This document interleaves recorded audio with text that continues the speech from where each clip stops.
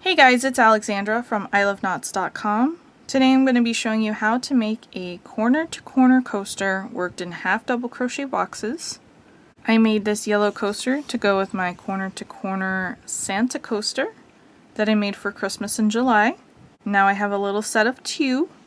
I'll link the pattern for the Santa coaster in the description box below, as well as the crochet pattern for this solid color coaster.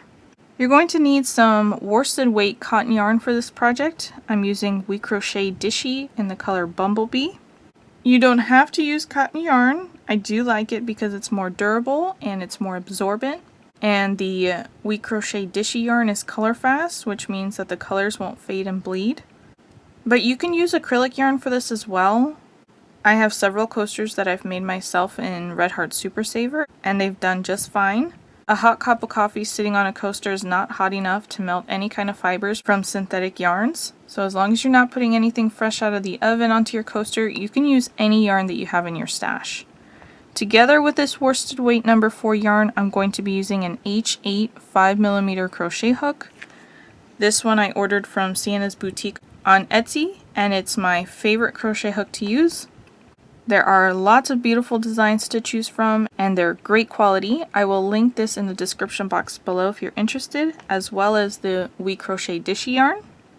Gauge is not essential for this project, but I will talk about gauge in case gauge is essential to you. Let's go ahead and get started.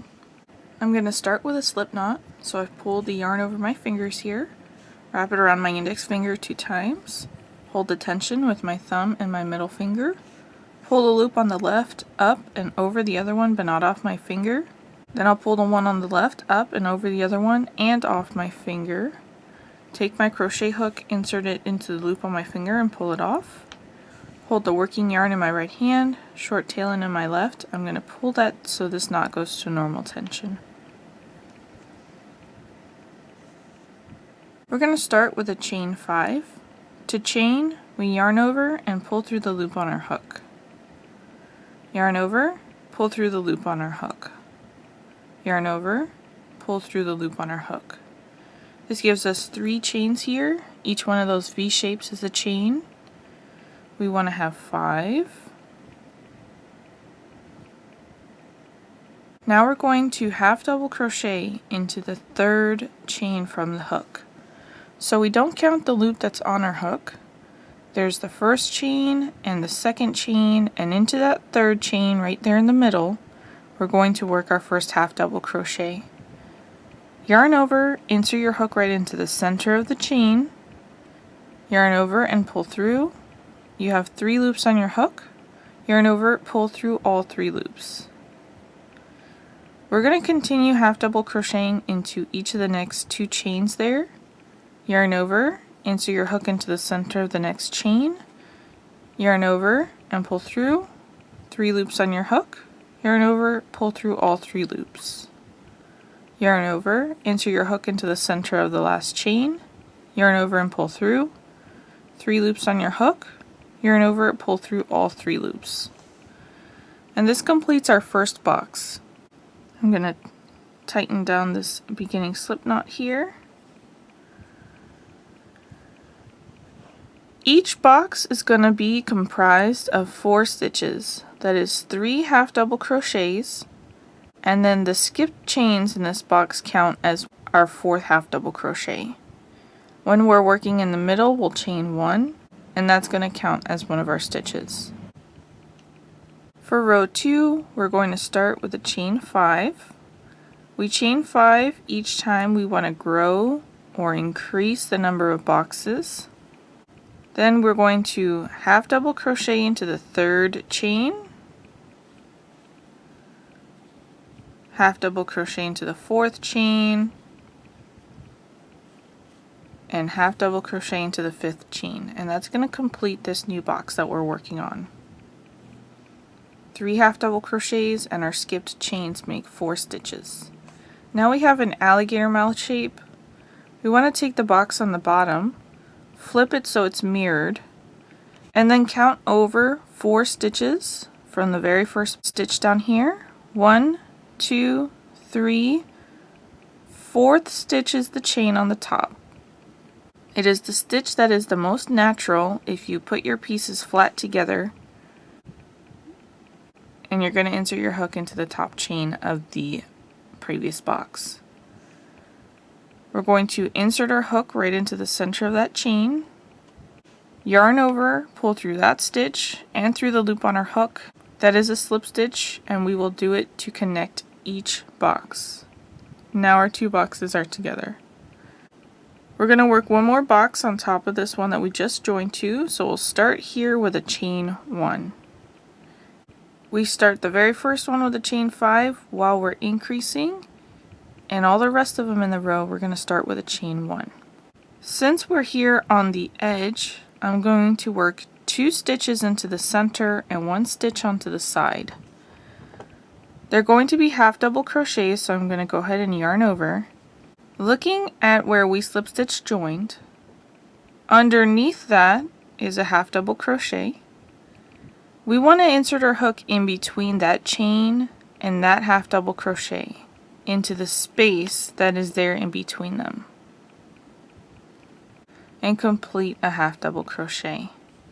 Now you can see the space much better, and the half double crochet has been worked over the chains there.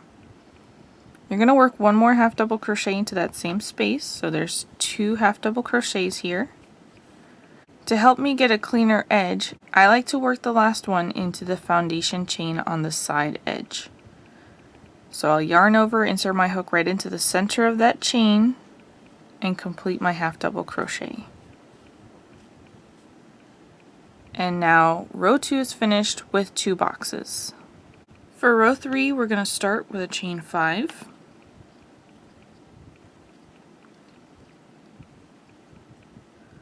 We're going to half double crochet into the 3rd, 4th, and 5th chains to complete our very first box.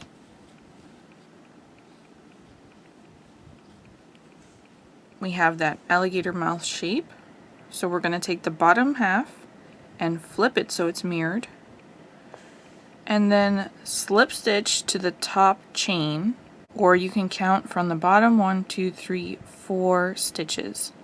Insert your hook right into that chain, yarn over and pull through that chain and the loop that's on your hook. Now we've completed our slip stitch join here. We start this next box with a chain 1. I like to flip the extra boxes down so that my hook doesn't get caught in the fabric. And now looking at where we just slip stitched, underneath that is a half double crochet, and in between those 2 stitches is a space. So that's where we're going to work our next 3 half double crochets into that space right there in between those 2 stitches.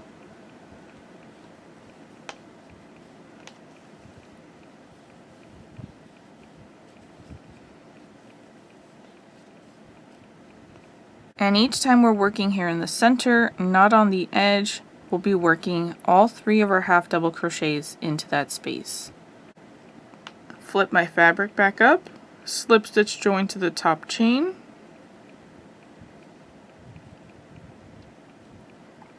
then I'll start my last box with a chain 1, work 2 half double crochets into that space right there in between the boxes,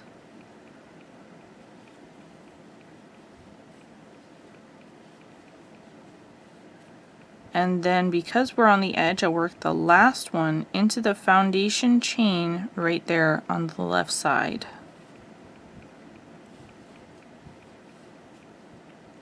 And now row 3 is finished, and we have 3 boxes. For row 4, we're going to start with a chain 5. We'll work down this chain to complete our first box.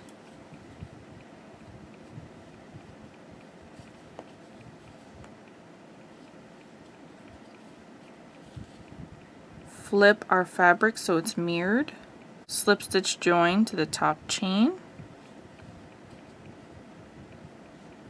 flip my fabric down so it doesn't get in the way, chain 1 to begin, and then work 3 half double crochets into that space there in between those last 2 stitches.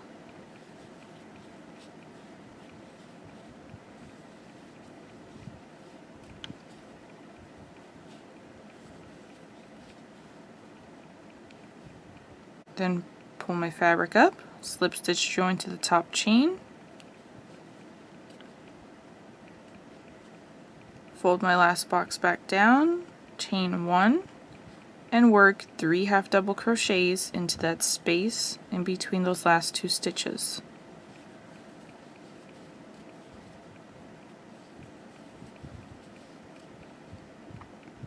Pull my fabric back up, slip stitch join to the top chain, chain 1, 2 half double crochets into that space in between those last 2 stitches, and 1 half double crochet into the foundation chain on the left side. And now row 4 is finished with 4 boxes. Right now, measuring the width right here, it is about 2.5 inches wide. Measuring the height is going to be smaller at about 2 1/8 inches or so. This is a great time to check your gauge if it is essential to you. The great thing about working in this stitch pattern is that you can easily measure how tall and how wide something is going to be as you go, and you can stop increasing at any time once you get close to that size. So for example, if we wanted our width to be 2.5 inches, and we measured this and it was 2.5 inches, we would know that we've reached the width we want and we need to stop increasing and just fill in the rest of the boxes. So gauge really isn't essential here, since you can stop working at any time. If gauge is essential to you, you'll want to make sure you take it, and if you're measuring larger than my measurements, then you'll go down a crochet hook size. And if you're measuring smaller than my measurements, you'll go up a crochet hook size. If gauge is not essential to you, then just crochet away. I do recommend measuring just to make sure it's the size that you're looking for, but you can do that at any time. We're going to continue increasing until we get to about 4 inches. And we're going to do it the same way as we have been doing. So we'll start each one with a chain 5. Work down the chain to complete our first box.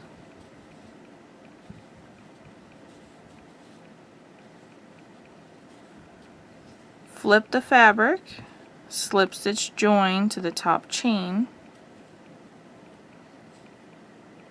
Fold your fabric down. If you don't fold your fabric down, your hook might get caught and pull one of the loops. So I recommend folding your fabric down, then chain 1. Work 3 half double crochets into that space in between those last 2 stitches there. Slip stitch join and continue all the way up. Once you get to the last box, chain 1, 2 half double crochets into that space in between the last 2 stitches, and 1 half double crochet in the foundation edge on the left side. At the end of this next row, you're going to have 5 boxes. You're going to continue increasing so that you have 1 extra box with the addition of each row. We're going to work up until we have 7 boxes. You count from the very first box, 1, 2, 3, 4, 5, 6, 7. Since we haven't started decreasing yet, you can also count on the diagonal, 1, 2, 3, 4, 5, 6, 7. That's going to be about 3 3/4 inches wide by 3 5/8 inches tall. Once you get here, we're going to start decreasing so that we go down a box for each additional row that we work until we're back to 1 box in the top corner. If you're currently measuring smaller and you want to add an additional row to make it bigger, you can just chain 5, work down the chain, and work across again. It will give you 8 rows. And then if it's as big as you want, you'll move on to the decreasing row. For row 8, we're going to be decreasing. Our coaster is 7 boxes tall. This is as tall as we want it to be. So we're no longer going to be working a chain 5 in the beginning and working down the chain. Instead, we're going to chain 1 and turn, slip stitch over. So we're going to skip the first stitch, slip stitch into the second stitch, slip stitch into the third stitch, and then slip stitch into the chain.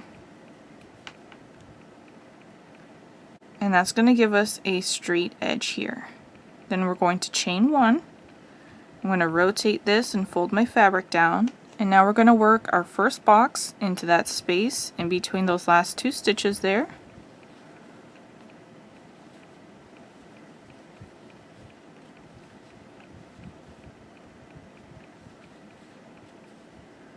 Fold up my fabric, slip stitch join as normal.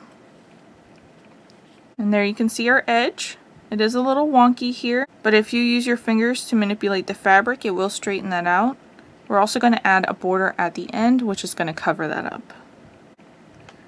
Then I'm going to continue working up 5 more boxes, slip stitch join here after the last box. We are not going to chain 1 and work another box on top because this is as tall as we want it to be.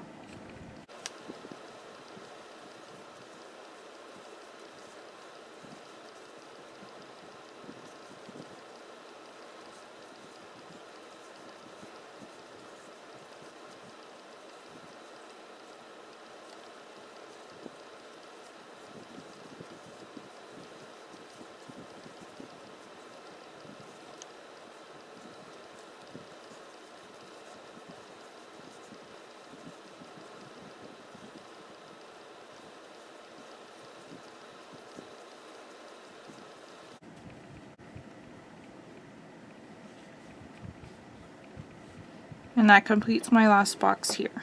If we count here from the very first box of this row, 1, 2, 3, 4, 5, 6 boxes. And we've slip stitch joined at the end of this last box and not added a box on top, and that's going to be the straight edge on this side. For row 9, we're going to chain 1 and turn, skip the first stitch, slip stitch into the second stitch, slip stitch into the third stitch, and then slip stitch into the chain,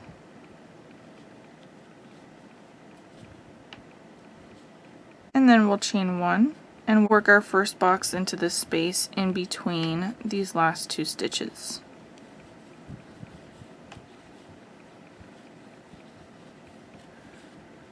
Fold up my fabric, slip stitch join,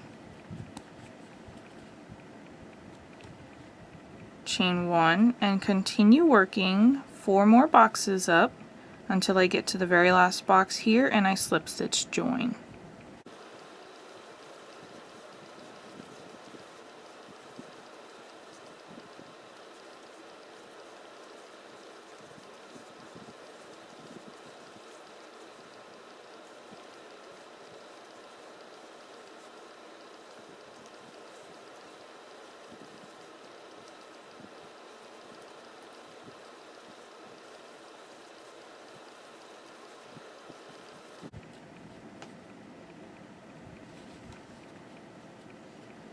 And that completes row 9. We have 1, 2, 3, 4, 5 boxes. We're going to continue working in the same manner to decrease down to just 1 box. You're going to start each row the same way, chain 1 and turn, slip stitch over into the second, third, and fourth stitches, chain 1, work your first box in the space in between those last 2 stitches, slip stitch join all the way up to the last box. With each row that you work, you'll find that you'll have 1 less box each time until we get to row 13, which will have just 1 box.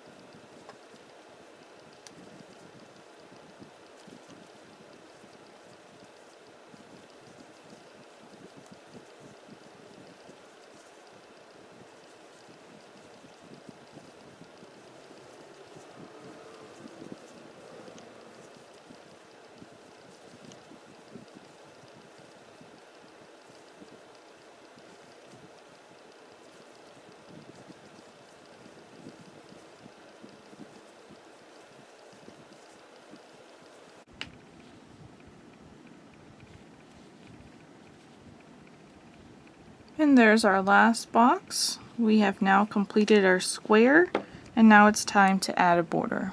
For the border, we're going to be working our stitches into the spaces in between the boxes. The very first one is going to be right underneath where you slip stitch join to, and I'm not going to start with a chain 1 like we normally do, and that's because it distorts the stitch here. So to prevent that, do not chain 1, but you'll need to hold the loop and keep the tension so this loop will stay as normal. Insert your hook into the space in between those two boxes. Yarn over and pull through. 2 loops are on your hook. Yarn over and pull through both loops. That completes a single crochet. We're going to be working single crochets in this round. We'll chain 1. In the space in between the next 2 boxes, insert your hook there. Yarn over and pull through, 2 loops on your hook, yarn over and pull through both loops. Then chain 1. Into the space in between the next 2 boxes, insert your hook, yarn over and pull through, 2 loops on your hook, yarn over and pull through both loops. And we'll continue in this pattern all the way around. Chain 1, single crochet into the space in between the next 2 boxes, chain 1, single crochet into the space in between the next 2 boxes, chain 1, single crochet into the space in between the next 2 boxes. And now we've reached the corner. We'll work our last chain 1. In the top corner stitch, we need to work an increase. That means multiple stitches there so that this corner will lay flat. So we'll insert our hook right into the center of that top stitch and complete a single crochet. Then chain 1, single crochet back into that same exact stitch. And now we're ready to continue down the next side. Chain 1, single crochet into the space in between the next 2 boxes. And we're going to continue working in this manner all the way around. Chain 1, single crochet into the space in between the next 2 boxes, all the way down till you get to the next corner.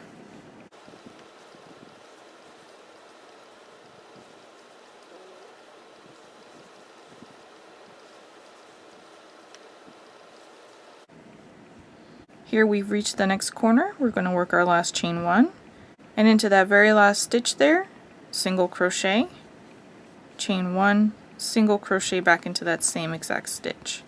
And this one happens to be where we worked our slip knot, so you will see a hole there because the knot is not secured. You can hold the fabric in your right hand, pull the tail end, and it will close that hole up. And we'll secure that in a few moments when we weave in our ends. Now we're ready to work down the next side. Chain 1, single crochet into the space in between the next 2 boxes. Continue working down the side, working an increase in this corner box of single crochet, chain 1, single crochet. Work down the last side, and when we get to that last corner, I'll be back with you so we can work it together. For your corners, I have gone with single crochet, chain 1, single crochet, but you can experiment here. You can work a chain 2 instead. You could work 3 single crochets in there. You could work a single crochet, half double crochet, single crochet. By working a half double crochet or a chain 2, you'll get a more square corner. With the chain 1 or 3 single crochets, you'll have more of a rounded corner. Whatever you do to one corner, just make sure you do to all the corners.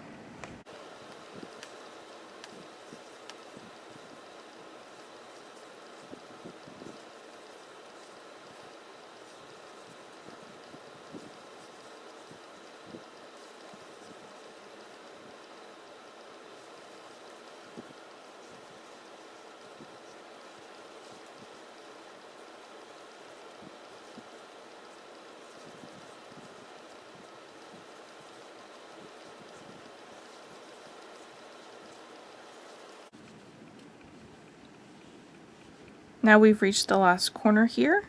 To keep the shaping here, I'm going to actually work the corner into the second half double crochet, which is right there in the middle. That's where I'm going to insert my hook to work my corner. Otherwise, the shaping is going to be off for this corner. Now we're back to the beginning. We'll work our last chain 1 and slip stitch join to the very first single crochet. Insert your hook under both loops of that stitch. yarn over, pull through that stitch and the loop that's on your hook. And now I'm going to be fastening off. If you would like to add additional rounds to your border, you can start here with a chain 1, single crochet into that very first single crochet into the next chain space, and continue single crocheting into each stitch and each space all the way across. Once you get to the corner in your chain space, you'll work another increase. You could do the same thing, single crochet, chain 1, single crochet, as long as you work multiple stitches in there, and then continue all the way around. And once you get back to the beginning, slip stitch join to the first stitch. And you don't have to work single crochets, you could change it up. I just wanted to do one round, so that's where I'm going to stop. I'm going to fasten off with a tail end long enough I can comfortably weave in. Pull up on this loop to break it. I like to bring it to the wrong side, so I'll insert my hook from the wrong side, which is the back, into that stitch I just slip stitched to. Yarn over and pull that tail end through. Put my hook down, and I'm going to grab my tapestry needle so we can weave in the ends.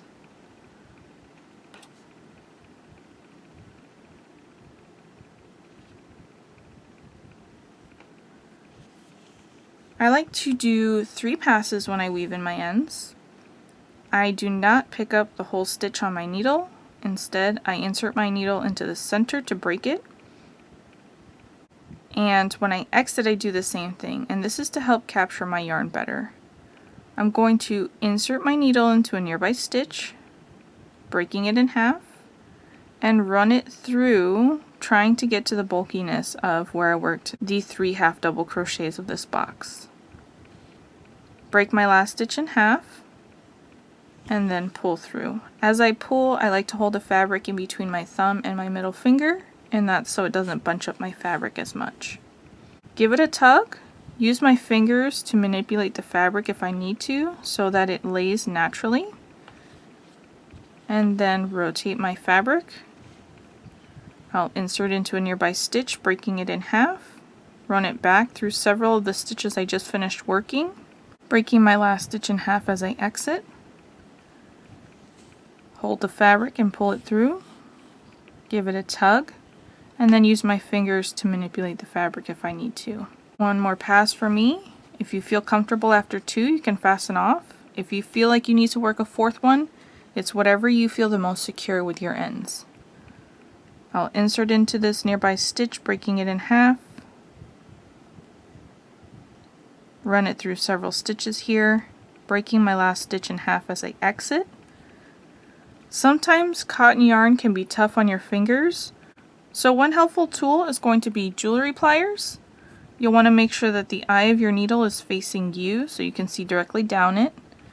Use the flat part of the jewelry pliers to grab your needle, hold your fabric and pull it through, and then I'll put the jewelry pliers down and just pull it the rest of the way. Give it a tug. Use your fingers to manipulate the fabric. I'm comfortable with that, and then I'll fasten off.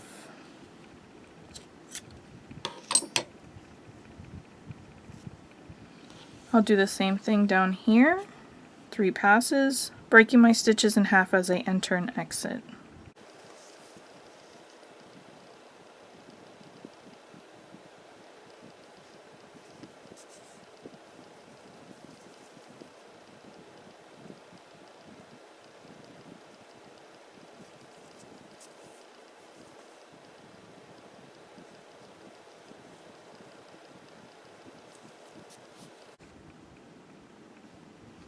And then I'll just fasten this tail end off. And now my coaster is ready to go. Guys, thanks so much for watching my video. You'll find the written pattern for this linked in the description box below. Please smash that like button and hit subscribe, and I'll catch you in the next one.